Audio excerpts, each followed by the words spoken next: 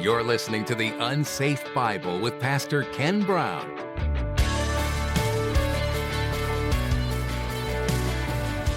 You start taking a look at what's going on in the news today. I am so convinced, based on just studying this and getting ready for it and then looking at these verses, that we are in the last days. There is no doubt about it. Jesus is coming real soon. The things that are being warned about in the scriptures, when he starts talking about they won't adhere together, you start looking at genetic manipulation, you start looking at giants, you start looking at that.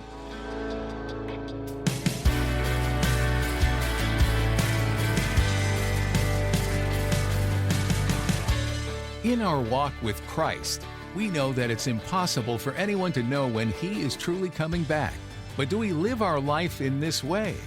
In today's message, Pastor Ken wants you to know that even though no one can ever know the time of Christ's return, our world is getting worse and worse every day. The more you keep faking it and ignoring God's calling on your life, the less prepared you'll be for His glorious return. Stake your claim in eternity and be ready to join Him in His kingdom. Well, let's join Pastor Ken in the book of Daniel, chapter 2, as he continues his message, A History of the World. Verse 39, another kingdom inferior to you shall arise after you. Now, that right there is enough to be executed in a Babylonian court. But the king doesn't do it. And yet a third kingdom of bronze shall rule over the earth. Now, notice how much attention these two kingdoms get. About 10 words each. The second kingdom he's talking about is the Medes and the Persians. Now, we'll talk more about it when we get to the writing on the wall in chapter 5. But the Medians and the Persians combined forces and created a world empire. And the first group they attacked was Babylon. They were rebelling against the rule. And they successfully did it. So now we get it. The statue is a succession of world empires. Ones that reflect decreasing value as time goes by, not increasing value. So these empires are not getting better. The forms of government are not getting better. The rulers are not getting better. They're getting worse. Now, from the viewpoint, now you have to remember, Nebuchadnezzar is a complete, total despot. He rules with an iron fist. Anything he says goes. If he doesn't like breakfast this morning and he decides to kill the cook, he can do it. If he decides that he doesn't like that animal sitting outside the gate and he wants that animal cooked for dinner, he can do it. He has that kind of level of rule. The Medes and Persians don't. They're going to be inferior because they actually have more of a rule of law involved. We'll find that when the king says something, and if he says it has to work until 2 o'clock in the morning, it works until 2 o'clock in the morning, and he can't change it. Now, the king makes the decree, of course, but he can't change his own decrees. That can be confusing later down the road because what did I say yesterday or what did I say last year that I don't want to say? It couldn't be reversed. Now, so we have the chest, silver, less valuable than gold, but harder. And did you notice the chest and arms are one unit, but two arms, two parts? Medes, Persians. Okay? It's larger, but it doesn't even get a full sentence. They were in power. The Medo-Persian Empire lasted from 539 BC to 330 BC. And was it bigger? Oh yeah, it was a little bit bigger.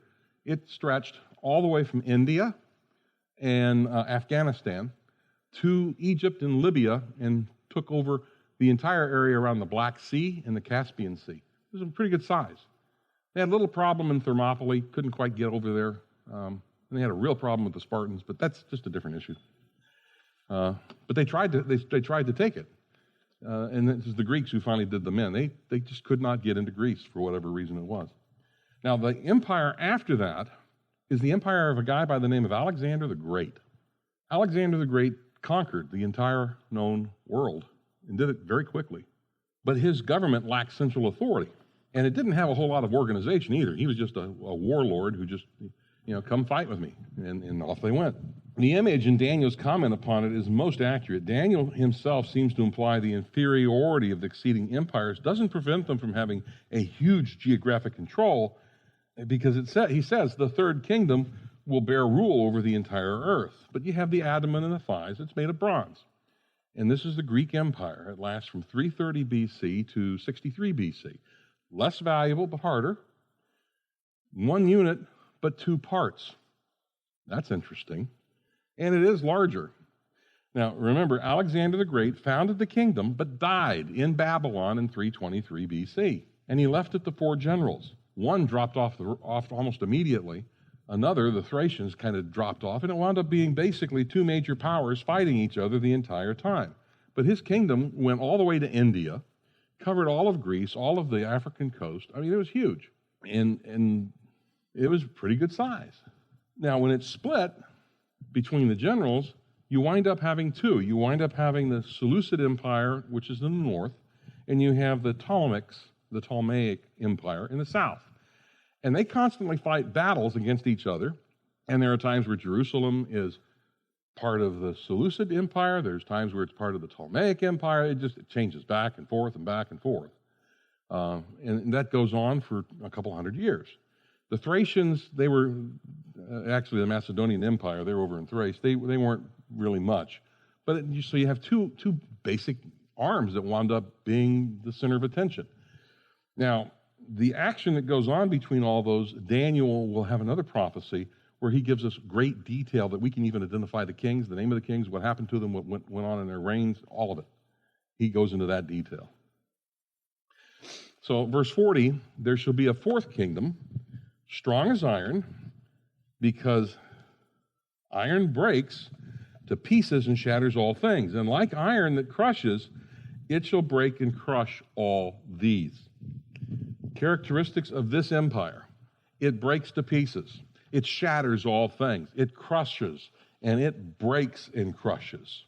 Can you think of an empire that kind of was based on that? Rome's, yeah. If you were living in a nice, peaceful village, and a Roman legion showed up around at your village and started putting up walls and ramparts, they were going to put your city under siege, and they were fully prepared to be there for as long as it took. 10 years, 20 years, they didn't care. Their goal was to starve you out. And they would do it just because they could. I mean, that's kind of the way they were. Now, stop and think about this. I want you to kind of get an idea when you start looking at how powerful Rome was and the way they ruled.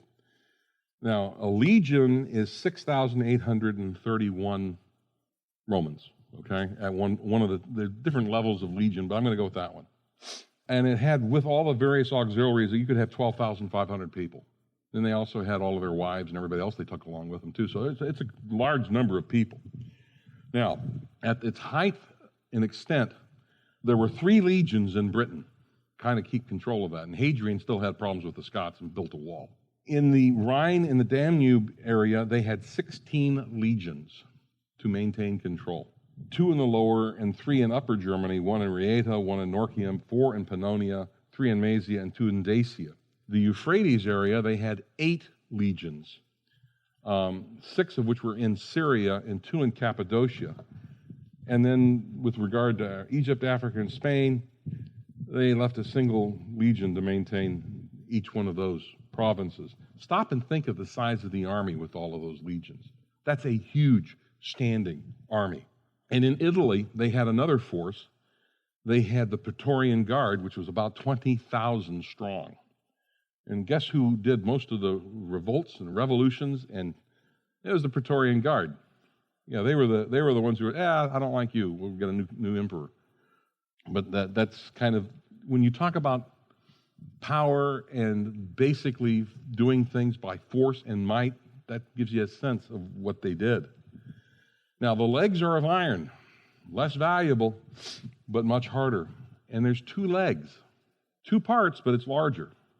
Now, what happened to the Roman Empire? There was an eastern portion and a western portion, 2 legs. It was divided by Constantine into 2 parts, actually. The west was in power and survived from 69 BC to 475 AD. The eastern portion, centered in Constantinople, which today we call Istanbul. It was also known as Byzantium. Constantine founded that in 330 AD, and it fell to the Ottoman Turks in 1453 AD. That's how long this empire lasted. Lasted a while. They divided it. The dotted line is what Constantine threw in there for administrative purposes to control it. And he took his capital and moved it to Constantinople, specifically because he got tired of all the rebellions going on in Rome. He wanted to stay in power. He didn't want to fight the Praetorian Guard. Big kingdom when it was all said and done. But it didn't stand forever either. Those are the legs of iron. Now, Nebuchadnezzar's dream, represented by the legs and the feet of the image, is the most important. Daniel tells us more about the fourth kingdom and puts more attention to it than the preceding kingdoms put together. We get more about the legs and more about the feet than all the other kingdoms. And there's a reason for that. Now, there are a lot of folks who go different directions on the fourth kingdom, but it's necessary to pay attention to what Daniel actually says.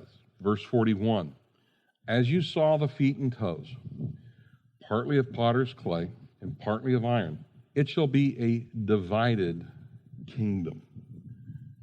But some of the firmness of iron shall be in it, just as you saw iron mixed with the soft clay. And as the toes of the feet were partly iron and partly clay, so the kingdom shall be partly strong and partly brittle.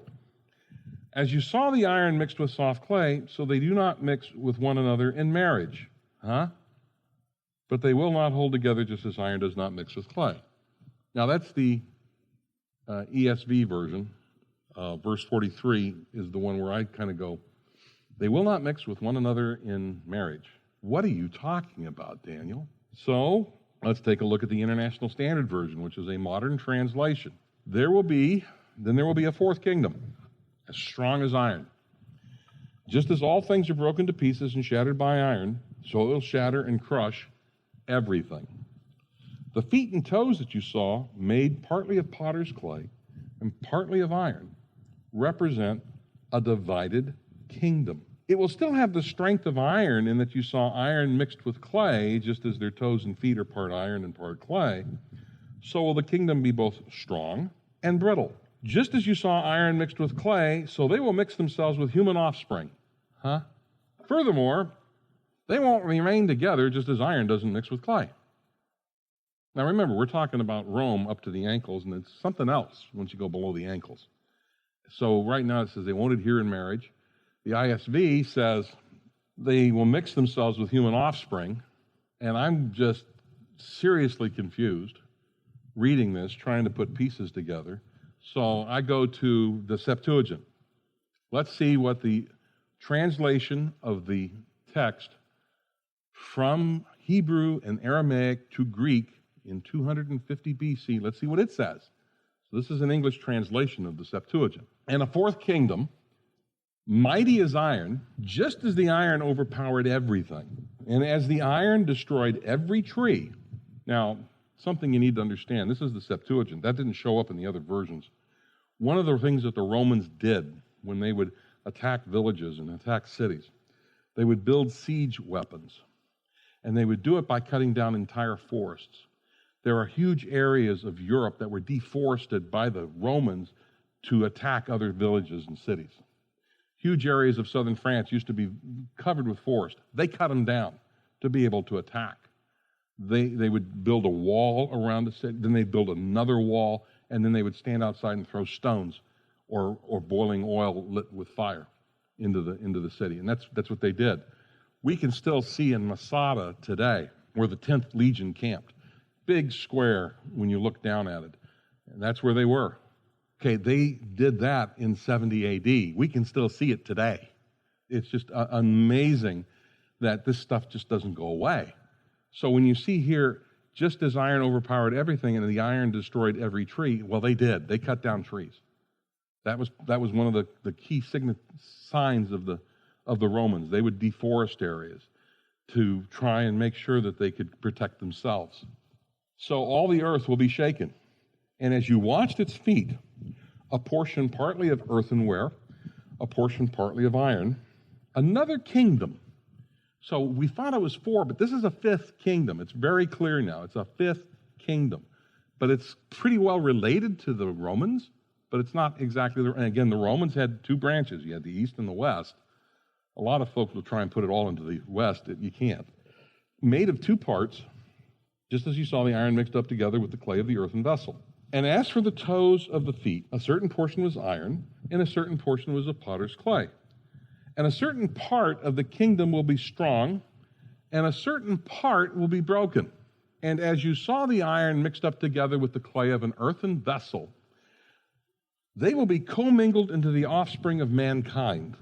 And they will not be commingled in harmony, nor will they be favorably inclined toward one another, even just as the iron is not able to be mixed with the clay of an earthen vessel. I don't know about you, but I'm hearing this theme song for all kinds of strange things. This is weird. It's just weird. This is what the Septuagint has in it. And will not be commingled in the offspring of mankind. They won't be commingled in harmony, nor will be favorably inclined toward one another. That's just strange. So we have a second kingdom out of the fourth kingdom. They mix with one another in marriage, per the ESV. They mix themselves with human offspring, according to the ISV. They will be commingled into the offspring of mankind. Say what? I read that, and I started reading commentaries like there was no tomorrow. I read like 50 of them, and I didn't like any of them because none of them, they'd all come to verse 43 and not say anything. And I'm going like, what is up with that? It's ridiculous. Now, a lot of commentators will look at this. They tie it together with Daniel 7, where we'll find out that he has a vision of some strange animals that have a lot of horns. And then you tie it into Revelation 13. And you can tie the 10 toes into the 10 horns. It makes sense. You can do that. And you see in Revelation that 3 will go down, the Antichrist will rule over these. And you see all of that. And Daniel says the same thing when he starts talking about the horns. But here we're seeing all 10 toes are just crushed at one time. And then there's this language about the fact that they won't, it's just kind of like, it's almost genetic, saying that they're not going to get together genetically. Now, when in Bible school, I was taught that it was going to be different forms of government. One's a democracy, this one's a dictatorship. They're just not going to get together. That's not what it says. They will not commingle as people. It's using terms that talk about marriage. It talks about kids. It talks about living. It's kind of weird. There's something else going on here. Let me take you to Matthew chapter 24, verse 37. For the coming of the Son of Man will be just like the days of Noah. Okay, so we know that these 10 toes are pointing towards something that's going to happen at the end of the tribulation. We know that. Especially when you tie in Daniel 7 and you tie in Revelation 13. You got it. But then you start throwing these other pieces of information in it. The coming of the Son of Man will be just like the days of Noah. Okay, what was going on in the days of Noah? Okay, remember Genesis 6, verses 1 to 4? That there were these watchers that came down to Mount Hermon, did foolishness with women, had babies that were giants. That was going on during the days of Noah. Could it be that genetic manipulation is a sign of the end of the age? Is that what's being pointed to? Luke 17, 26 to 30. Just as it happened in the days of Noah, so it'll be also in the days of the Son of Man. They were eating, they were drinking, they were marrying, they were given in marriage until the day that Noah entered the ark. And the flood came and destroyed them all. It was the same as happened in the days of Lot. They were eating, they were drinking, they were buying, they were selling, they were planting, they were building. But on the day that Lot went out from Sodom, it rained fire and brimstone from heaven and destroyed them all. It will be just the same on the day that the Son of Man is revealed. Okay, so you start thinking about it. Days of Noah, I get that. But what's going on in Sodom? Isn't that just gross sin? Well, remember, they wanted to have relationships with what? They knew that they were two angels in town. They're doing the same foolishness there. But you read what it says in the different original language, you start trying to decipher it. I think it's pointing back to Genesis 6, and then it's pointing to other things as well. Now, take a look at 1 Peter 3, 18 to 20. Christ also died for sins once for all, the just for the unjust, so that he might bring us to God, having been put to death in the flesh, but made alive in the Spirit, in which also he went and made proclamation to the spirits now in prison, who once were disobedient, when the patience of God kept waiting in the days of Noah, there you go, days of Noah, during the construction of the ark, in which a few, that is 8 persons, were brought safely through the water.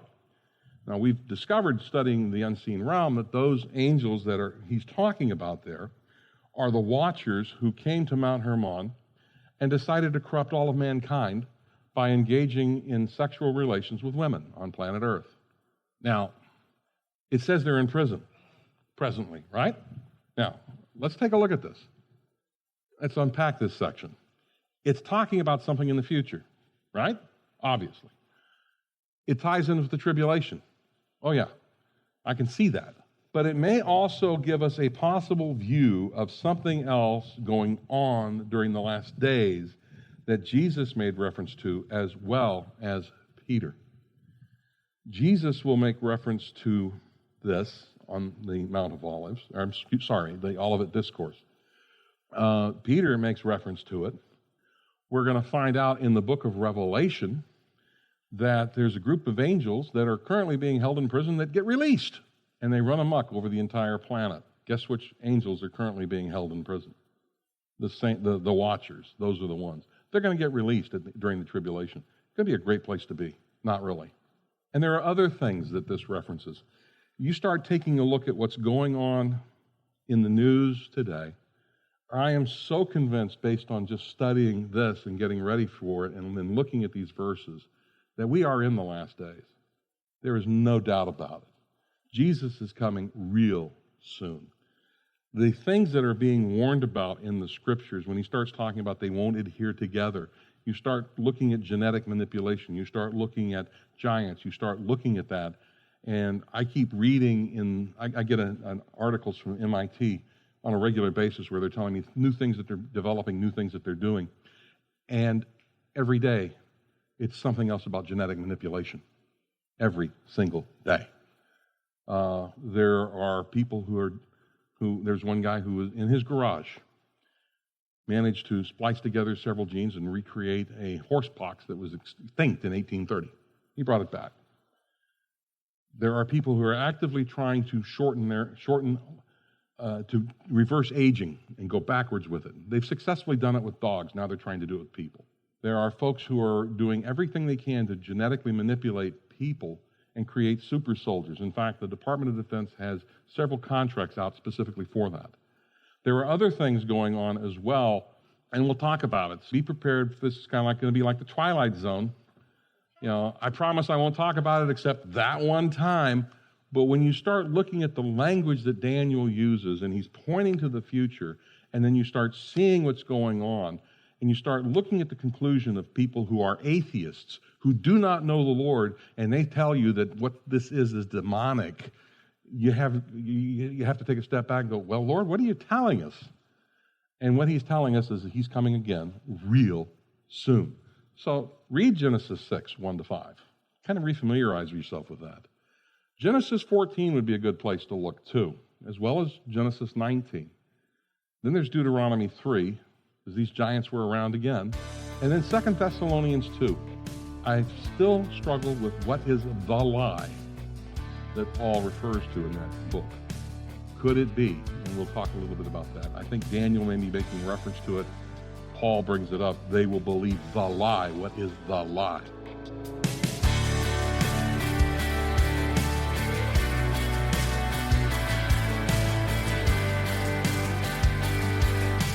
We are so glad you tuned in to today's edition of the Unsafe Bible with Pastor Ken. For more information about this ministry and what we believe, you can find all you need to know at theunsafebible.com.